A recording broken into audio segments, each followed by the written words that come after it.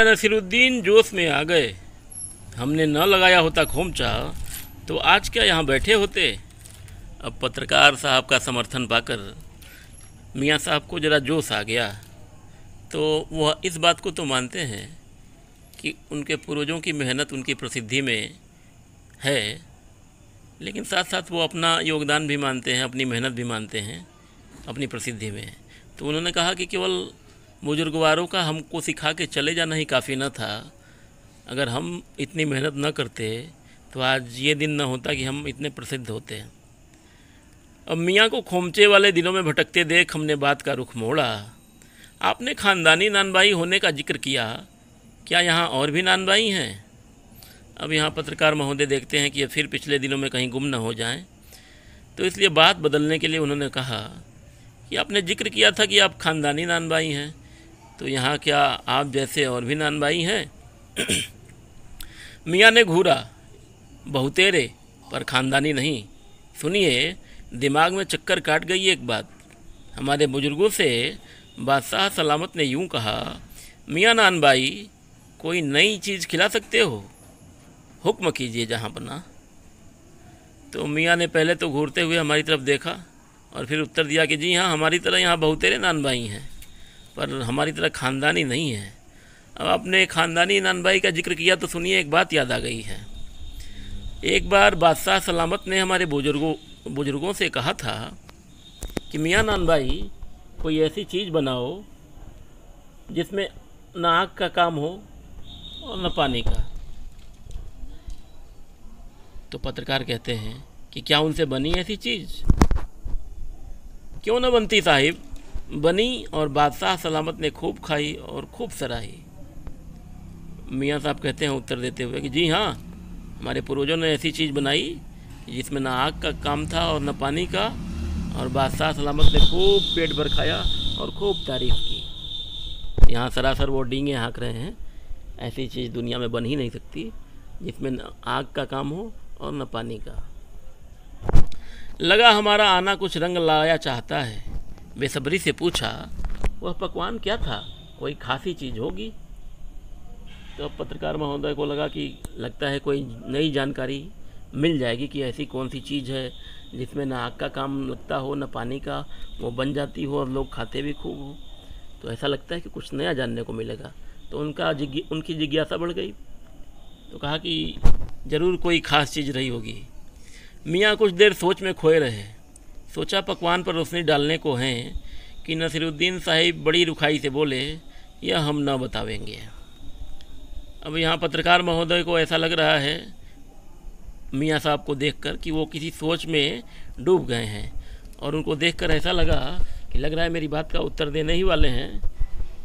तब तक मियाँ साहब ने बड़ी रुखाई से कह दिया कि जी हम यह नहीं बता सकते। बस आप इतना समझ लीजिए कि एक कहावत है ना कि ख़ानदानी नानबाई कुएं में भी रोटी पका सकता है।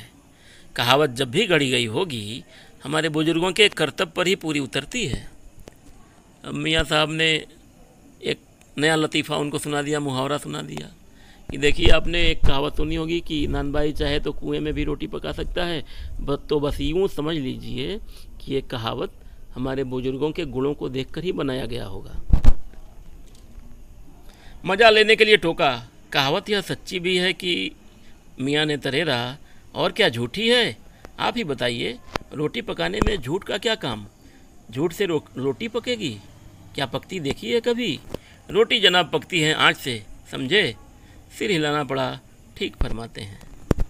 अब पत्रकार महोदय कहते हैं कि मज़ा लेने के लिए मैंने कहा कि ये जो आप कहावत सुना रहे हैं, क्या ये सच्ची भी है?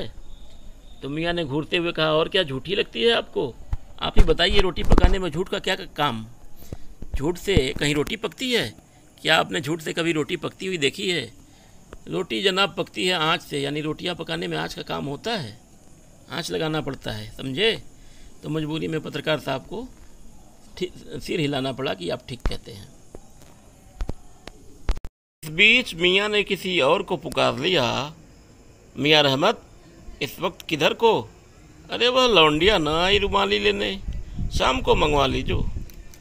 और देखिए, यहाँ पत्रकार के सामने मियाँ साहब यह भी जताना चाहते हैं कि उनकी दुकान कितनी चलती है, कितनी व्यस्तता रहती है उन्हें। तो इनके बात को बीच बीच में काट के वो राह चलते लोगों से भी बात करने लगते हैं। अब कोई नए सज्जन दिखे हैं इनको, जिनका नाम है रहमत, तो वो उनको पुकारते हुए कहते हैं कि वो लड़की जो रुमाली लेने आई थी वो आई नहीं, तो शाम को मंगवा लेना तुम ये अपनी रुमाली लोटी। मियाँ, एक बात और आपको बताने की जहमत उठानी पड़ेगी।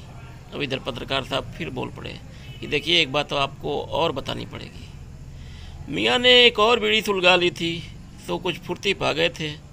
पूछिए, अरे बात ही तो पूछिएगा, जान तो न ले लेवेंगे, उसमें भी अब क्या देर, 70 के हो चुके।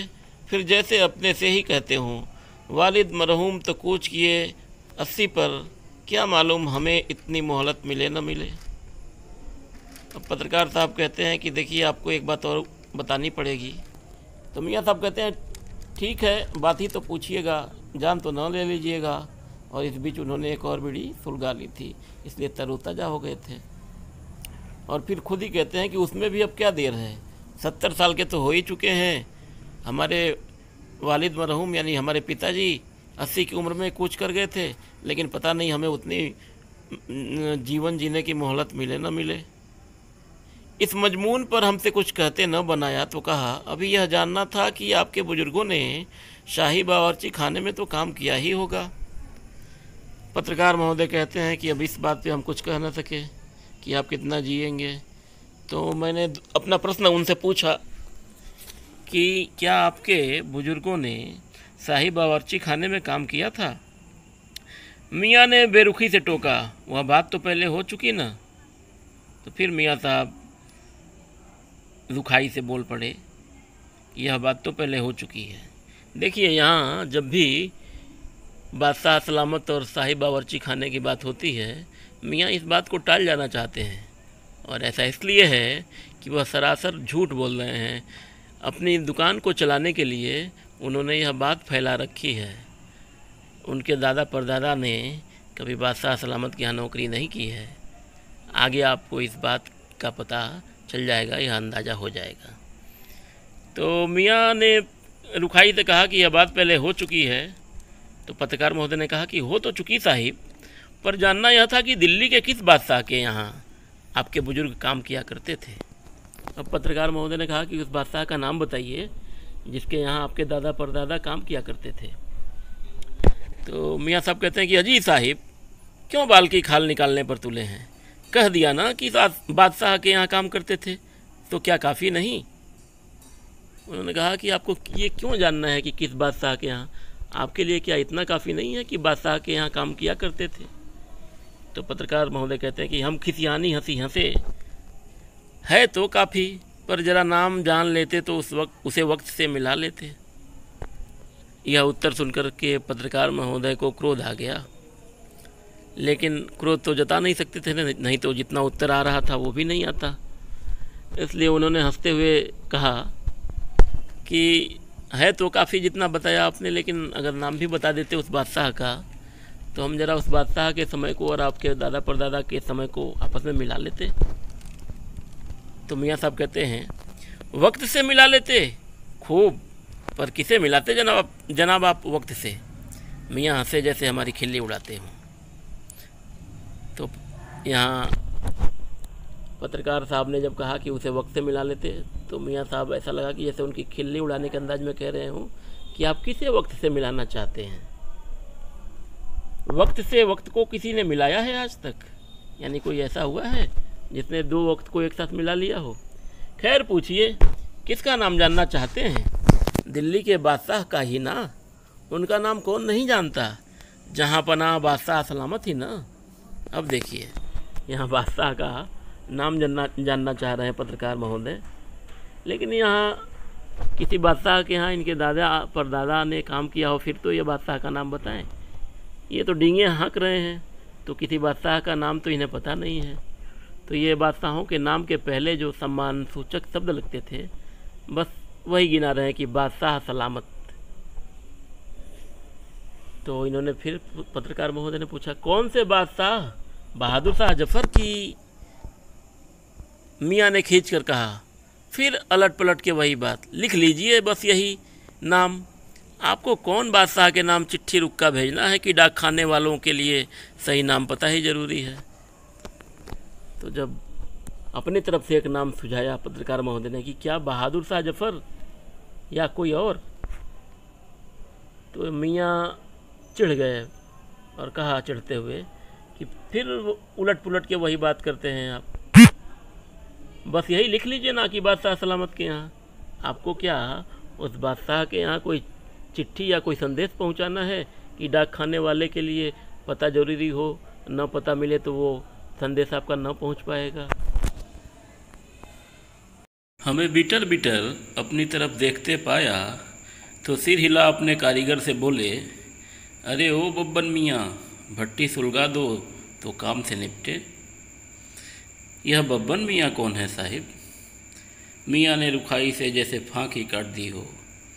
अपने कारीगर और कौन होंगे?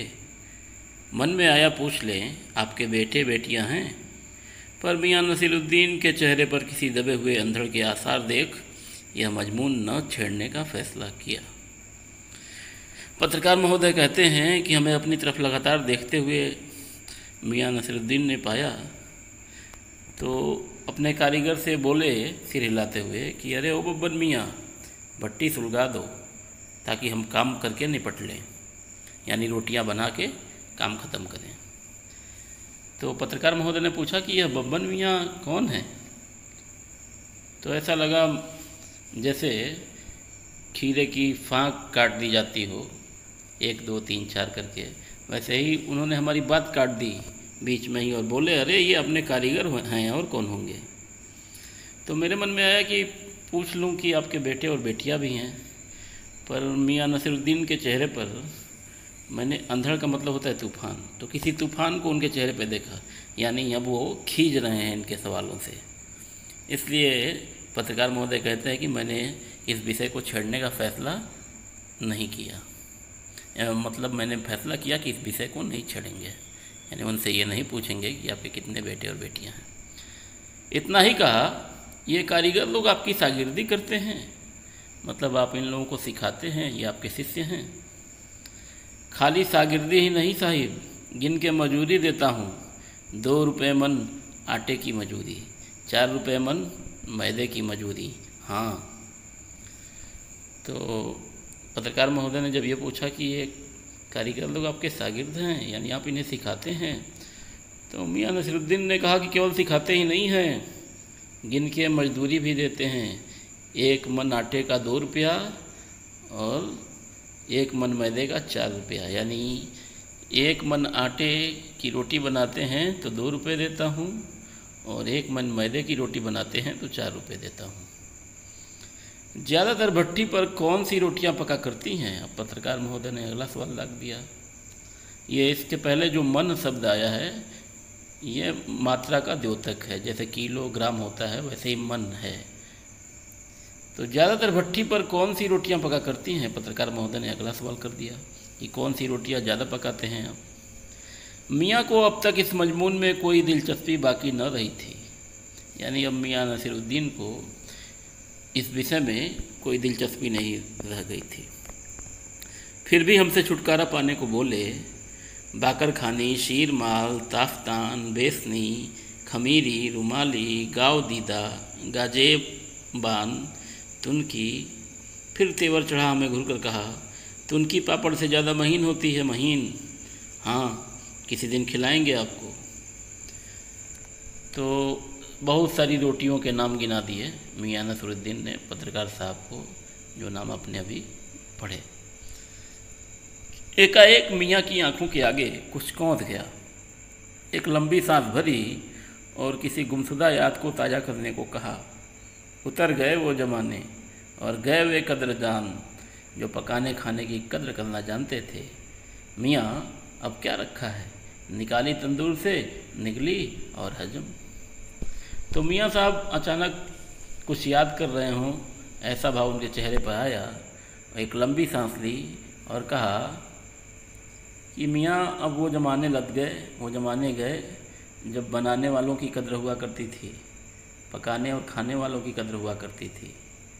अब क्या रखा है, तंदूर से रोटियां निकाली जाती हैं, लोग खाते हैं, हजम करते हैं और चले जाते हैं। यानी अब वो सम्मान नहीं रहा इस काम में जो पहले था। छात्रों, आशा है व्याख्या आपको समझ में आई होगी। धन्यवाद।